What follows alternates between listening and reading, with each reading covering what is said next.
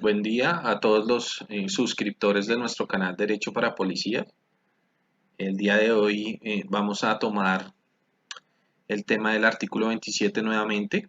Mm, Son constantes las consultas que se nos hace por parte de nuestros afiliados en el sentido de preguntarnos respecto de la legalidad del artículo 27 de la ley 1015. Es decir, hay una duda constante sobre si es o no es legal el artículo 27 de la ley 1015 del 2006.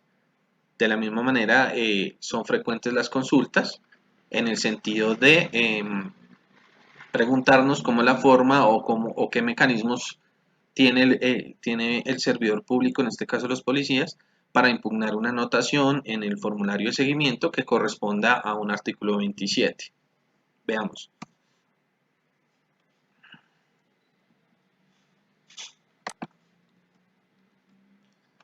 Mm, Vamos acá por esta parte. Antes de abordar el tema o la pregunta, ¿es legal el artículo 27? Es importante que tengamos tres conceptos claros. Uno es lo que es legal, el segundo sería lo que es justo y el tercero lo que es moral. Lo legal es simplemente lo que está definido en la ley como adecuado o correcto. Es un concepto meramente objetivo, es decir, o las cosas son legales o son ilegales. Eso no tiene un marco de interpretación. No es lo que opine cada persona, no es lo que opine cada abogado, no es lo que opine cada compañero. El principio de legalidad está definido desde la misma Constitución y nos habla de que todas aquellas conductas que están establecidas en la ley como transgresiones a diferentes ordenamientos jurídicos, pues se consideran ilegales, mientras que aquellas que están establecidas en la ley y están permitidas por ella se consideran legales. Frente a qué es lo justo, Tomás de Aquino decía, es dar a cada quien lo que se merece. Pueden ver ustedes que entonces es un concepto netamente subjetivo, donde cada persona determina entonces qué es justo para cada quien. Por eso la importancia que nosotros nos demos cuenta que no siempre lo que es legal es justo. Y aquellas cosas que son injustas a veces están contempladas en la ley y son legales. Es importante para que tengamos en cuenta estos dos conceptos a la hora de expresarnos respecto de una norma o de un precepto legal. Por último, la moral, perteneciente a lo relativo a las acciones de las personas desde el punto de vista de su obrar en relación con el bien o el mal y en función de su vida individual y sobre todo colectiva. Esto es un concepto subjetivo. ¿Qué quiere decir esto?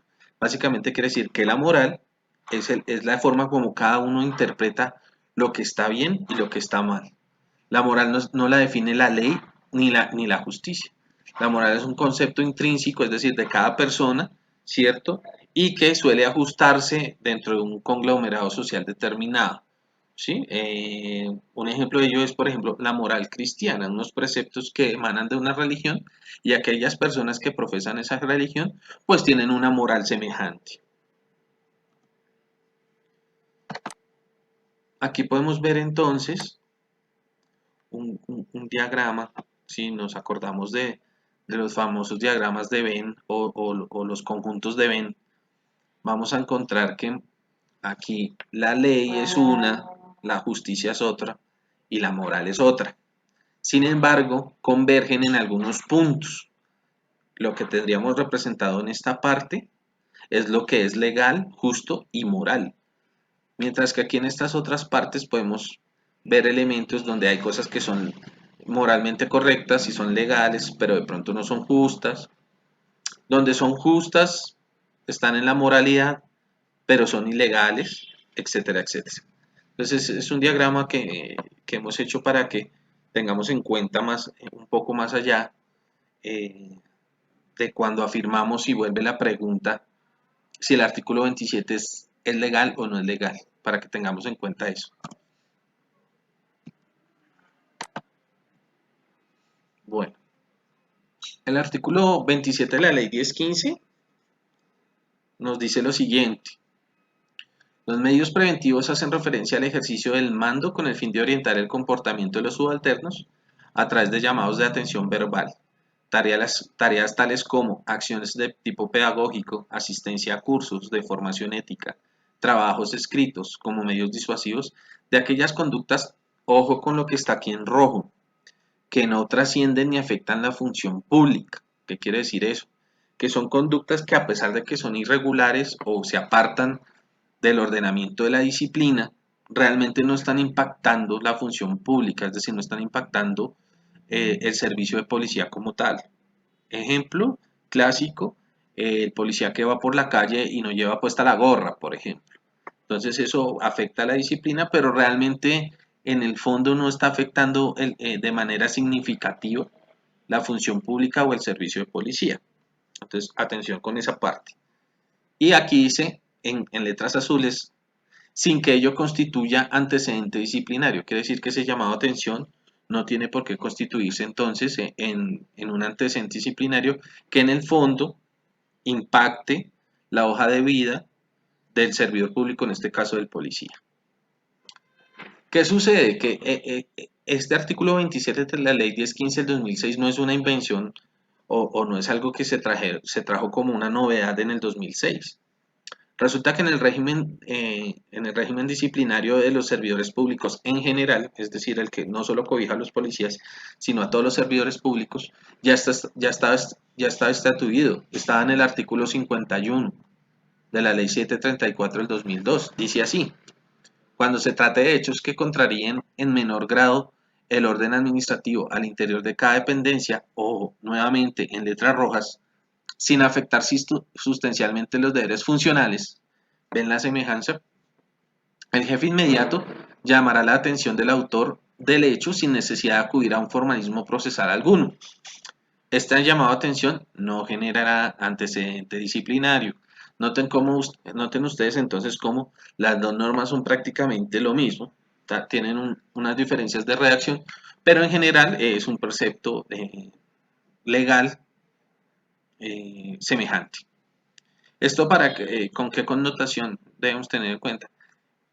Que el artículo 27, si ustedes lo leen acá, es legal. O sea, primero porque está fijado en la ley, segundo porque es vigente, ¿sí? No ha habido una derogación de la norma. Y tercero, de la lectura de él no se ve nada, debemos analizar que no hay nada injusto ni que vaya en contra de la moral. Entonces, es para que tengamos en cuenta entonces las diapositivas anteriores. Entonces, cuando ustedes le pregunten si el artículo 27 de la ley 1015 del 2006 es legal, pues la respuesta es sí, es legal. Ahí está en la norma. Incluso me parece que es, desde mi concepto subjetivo, es justo y desde mi concepto subjetivo es moral. Ya cada uno de ustedes verá si tiene algún reparo frente al mismo.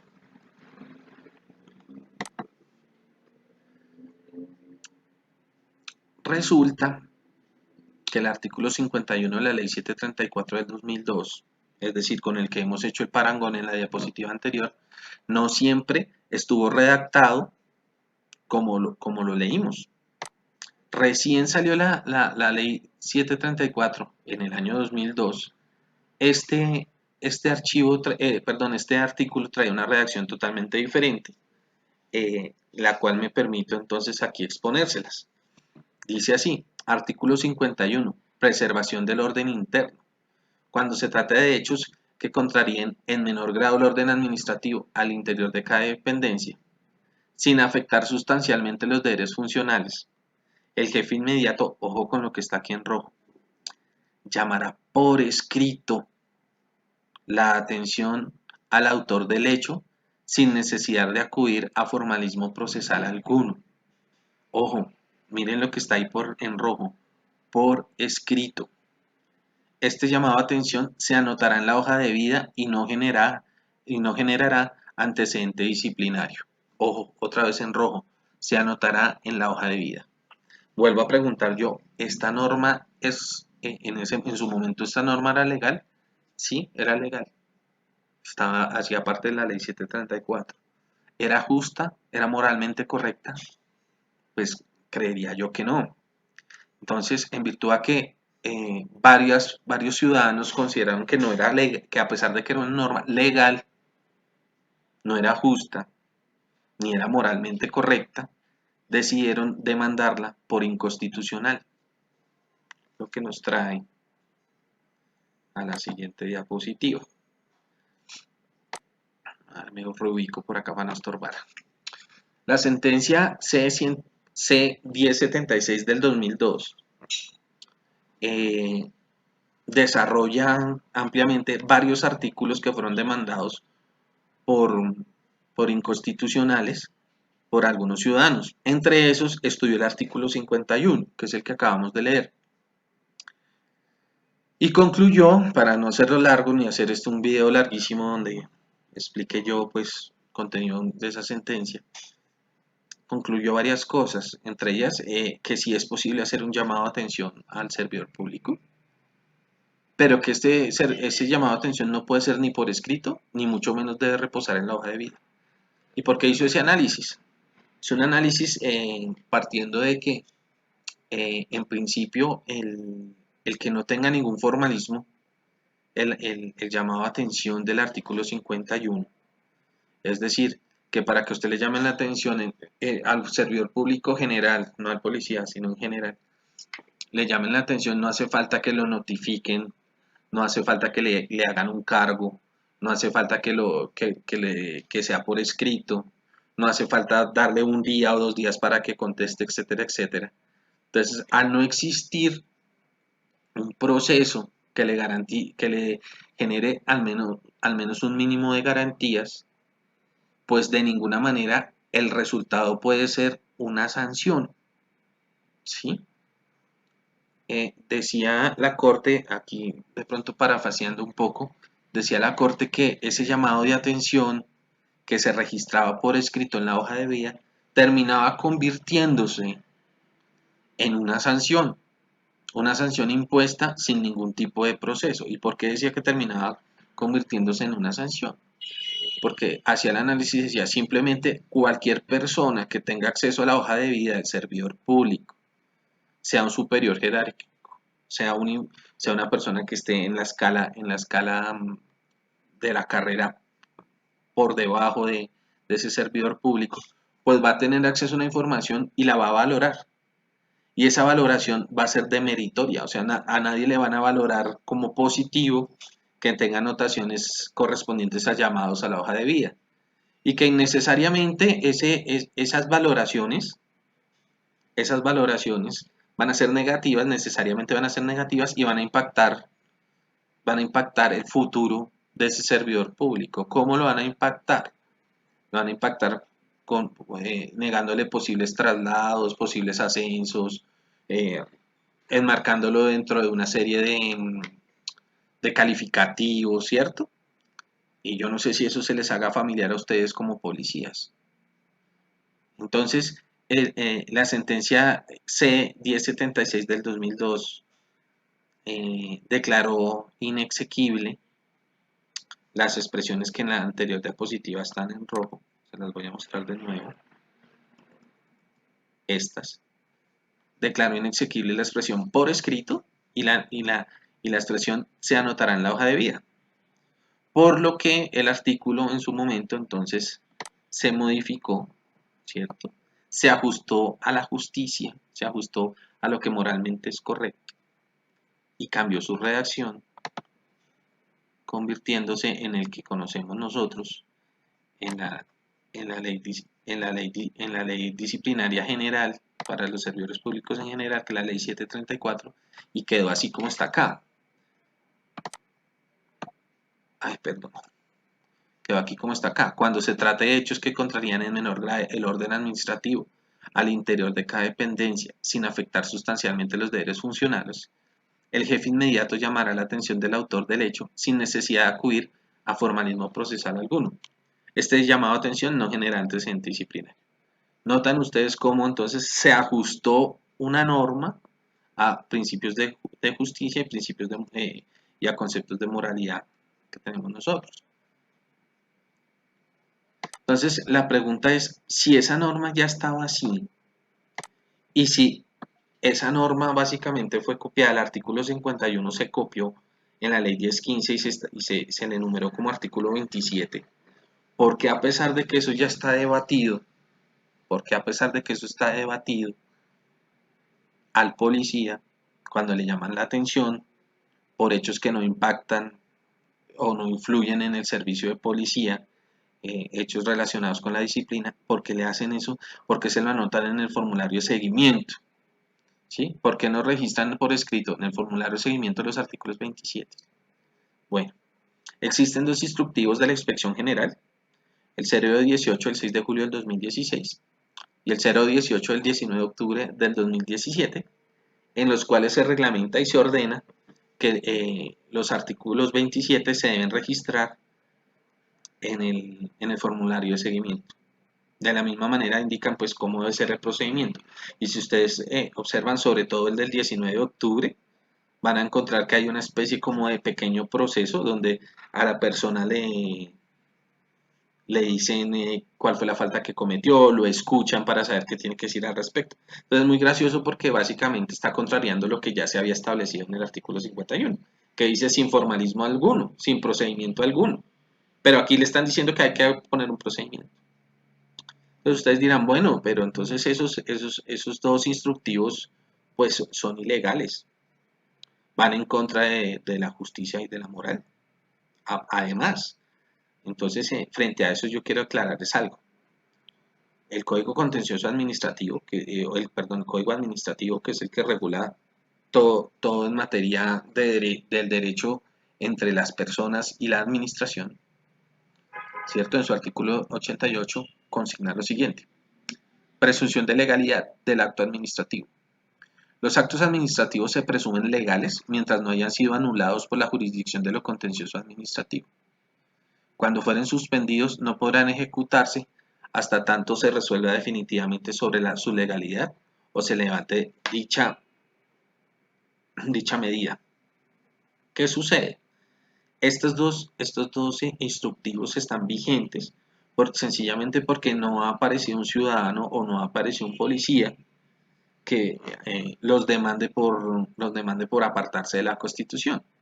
Ah, muy diferente a lo que sucedió con el artículo 51 de la Ley 734, que a vísperas de que saliera o recién salió, inmediatamente la demandaron por inconstitucional. Entonces, mientras estos dos instructivos, el 018 del 2016 y el 018 del 2017 de la Inspección General estén vigentes, pues los artículos 27 se van a seguir anotando en los formularios de seguimiento de los policías. Así de sencillo. Volvemos al cuento. No todo lo que es legal es justo, ni todo lo que es legal es moralmente correcto. Entonces, es para que tengan en cuenta, cuando alguien les diga, es que el artículo 27 es ilegal y las anotaciones del artículo 20, no, no son ilegales, son legales. Lo que sucede es que son injustas y aún no se ha agotado un procedimiento para que sean declaradas ilegales. Entonces, mientras no sean declaradas ilegales, en el caso de la norma, pues ahí está vigente, y en el caso de los instructivos, como aquí muy bien lo pueden ver, el artículo 88 nos dice que se presumen legales.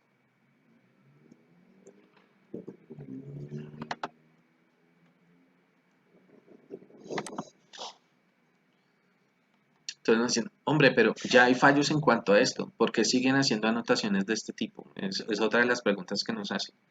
Y entonces muchos compañeros dicen y nos argumentan con mucha propiedad, no, la jurisprudencia ha dicho y existen muchas pronunciamientos y nos anotan ahí en nuestros videos y existen y nosotros les pedimos, por favor, díganos cuáles son esos pronunciamientos, cuáles son esas jurisprudencias para nosotros alimentarnos y retroalimentar a los policías y poderles decir cómo hacer para evitar los artículos 27 que se los anoten en la hoja de vida. ¿Y qué es lo que sucede? Sí, existen varios fallos, pero son fallos de acciones de tutela. ¿Sí? Resulta que las tutelas tienen algo que se llama efectos interpartes. ¿Sí? ¿Qué quiere decir que los efectos de un fallo son interpartes? Quiere decir, se dice así en latín, pero en español es entre partes o entre las partes. Simplemente quiere decir que el fallo solo afecta a las partes que hicieron parte del proceso. Es decir, que aquellos policías que han interpuesto una acción de tutela en su momento para que les sea borrado de alguna manera un artículo 27 por X o Y circunstancia, y han ganado ese fallo de tutela, pues a la policía le ordenan borrarles el artículo 27.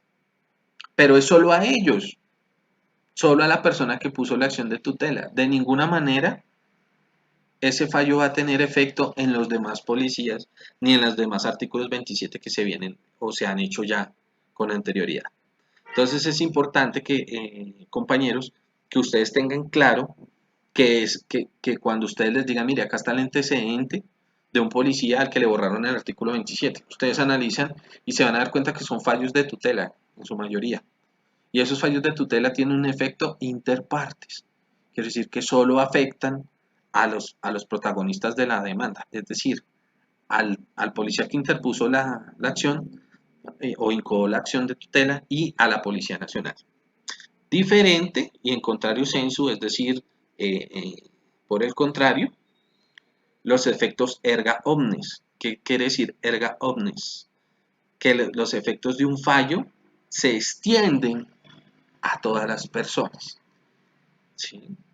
¿Qué tendríamos que hacer nosotros? Y adelantándome un poco a esta presentación, ¿qué tendríamos que hacer nosotros entonces para que los artículos 27 dejarán de anotársele a todos los policías? Pues tendríamos que buscar a través de una demanda contenciosa administrativa, ¿cierto? Que se declare que las resoluciones las resoluciones que mencionamos anteriormente, ¿cierto? Violan la Constitución. Y entonces ahí sí estaríamos frente a un fallo con efecto erga omnes, porque esa resolución, como ustedes mismos se dan cuenta, aplica a todos los policías en general. Es decir, que al, entre comillas, tumbar esas dos resoluciones, pues estaríamos logrando un efecto erga omnes, porque como las resoluciones no hablan de nadie en particular, pues el fallo tampoco hablaría de nadie en particular, sino de todas las personas, en este caso todos los policías. ¿Cómo puedo revertir entonces una anotación de un artículo 27? ¿Qué puedo hacer si me hacen un artículo 27? Bueno, en primer lugar, independientemente de si el artículo 27 es justo o no es justo, es decir, si usted se merecía o no se merecía que le llamaran la atención. En este caso eso es secundario. ¿Por qué? Porque, como ustedes ya lo pueden deducir, lo que aquí importa es que está prohibido para para el régimen general de los servidores públicos, dentro de los cuales están los policías. Está prohibido que les hagan ese tipo de anotaciones en la hoja de vida. ¿Por qué? Por una serie de argumentos que la Corte en su momento dio. Entre esos, entonces, repito, se constituye, al hacer una anotación de ese tipo, se constituye en una sanción. Segundo, no tiene lógica que a usted lo sancionen por un comportamiento que la ley misma define como que no impacta la disciplina realmente, ni impacta el servicio, en este caso el servicio de policía, ¿cierto? Y tercero, no tiene, para llegar a esa anotación no hay un proceso, entonces no le están garantizando a usted la posibilidad de defenderse. Por eso, por eso es que son los argumentos, grosso modo, que la Corte da para en su momento tumbar esas dos o eliminar esas dos manifestaciones que tenía la norma, que la anotación era por escrito y que se debía conservar esa anotación en, en la hoja de vida del servidor público. Es decir, que ni le pueden pasar un memo, ni le pueden hacer antiguamente a nosotros los policías, los que ya somos más antiguos, nos hacían algo que lo denominaban un confidencial, que era pasarle a uno pasarle a uno un oficio en el que le preguntaban usted por qué hizo esto, por qué hizo aquello, y uno tenía que exponerlo, y eso se lo guardaban a uno junto a su hoja de vida. Eso tampoco se puede hacer, porque es un llamado de atención simple, sencillo. Si el llamado de atención amerita un poco más, un tono más alto, digámoslo así, pues ya le tienen que pasar es un informe de disciplina. Pero si es, vuelvo y explico, el policía que va por la calle y se le olvidó colocarse su gorra, eso realmente no impacta el servicio, entonces no hay lugar a una anotación de este tipo. Entonces, ¿cómo puedo revertir yo una anotación de un artículo 27?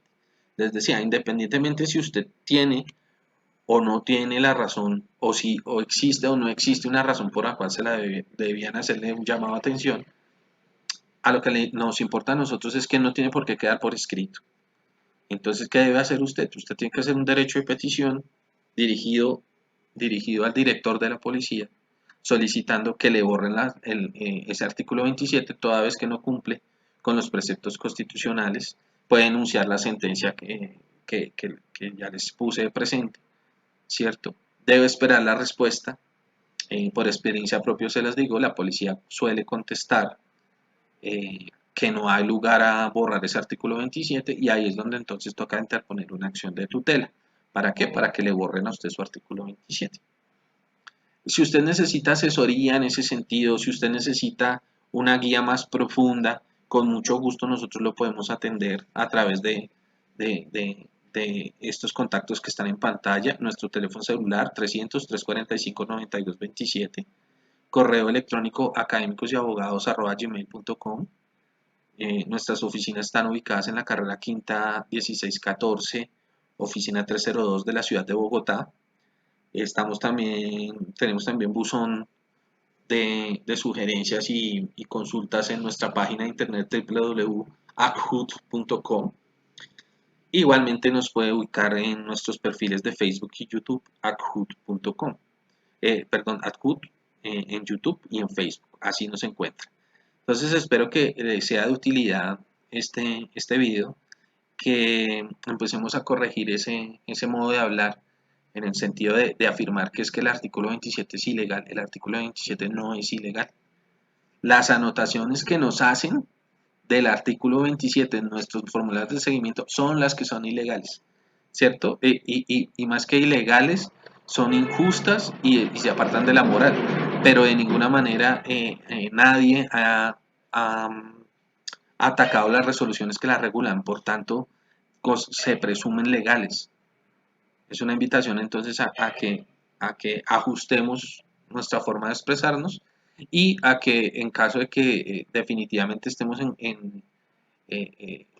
molestos o tengamos el predicamento de querer que nos borren un artículo 27, pues acudamos a los mecanismos legales que hay para ello. Eh, Vuelvo y les reitero, si necesitan asesoría en ese sentido, acá con muchísimo gusto tienen un amigo más que los puede asesorar. Es todo por hoy, muchas gracias, Dios los bendiga, hasta luego.